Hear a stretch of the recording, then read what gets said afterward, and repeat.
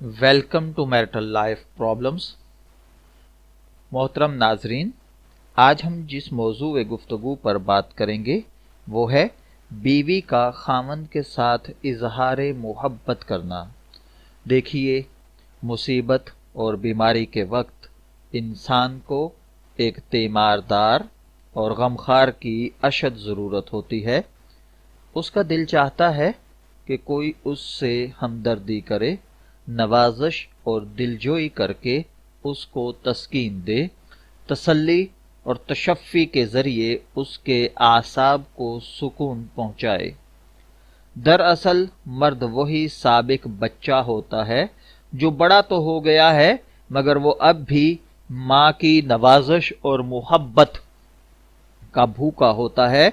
मर्द जब किसी औरत से रिश्ता इज़्दवाज में मुंसलिक होता है तो उससे तवक्को रखता है कि वो परेशानी और बीमारी के मौके पर ठीक एक मेहरबान माँ की तरह उसकी तीमारदारी और दिलजोई करे।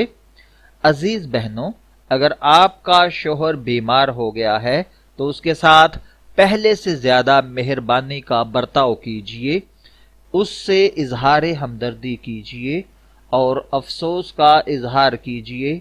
उनकी अलालत पर अपने शदीद रंज और गम को जाहिर कीजिए, उनको तसल्ली दीजिए, उनके आराम का ख्याल रखिए। अगर डॉक्टर या दवा की ज़रूरत हो तो उसे मुहैया कीजिए।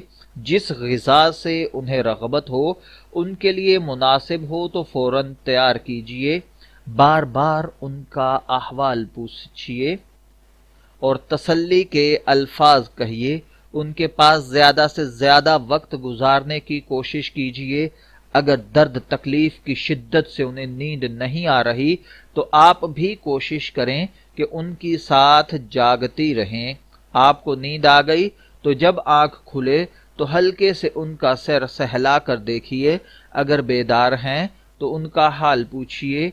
अगर रात जाग कर गुजारी है तो सुबह को नाराजगी का इजहार न कीजिए। दिन में उनके कमरे में तन्हाई और खामोशी का एहतमाम रखिए, शायद उनको नींद आ जाए।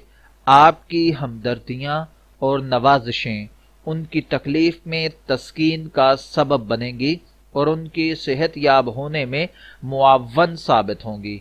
उसके अलावा इस किस्म के काम वफादारी और सच्ची मोहब्बत की निशानियां समझी जाते हैं और इसके नतीजे में मर्द की जिंदगी में लगन और हौसला पैदा होता है।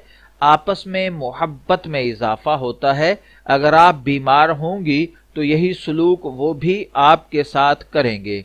जनाब रसूल अल्लाह सल्लल्लाहु अलैहि वसल्लम का इरशाद है, औरत का जिहाद ये है कि वो अपने शोहर की निगहदाश्त अच्छी तरह करे।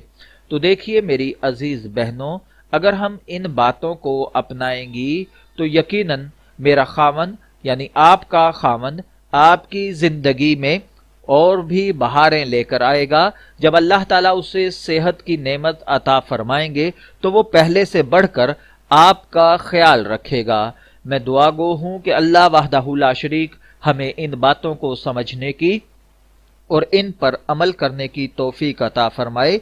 इजाजत चाहेंगे, फिर मिलेंगे किसी नई इंफॉर्मेटिव वीडियो के साथ। तब तक के लिए अल्लाह हाफिज।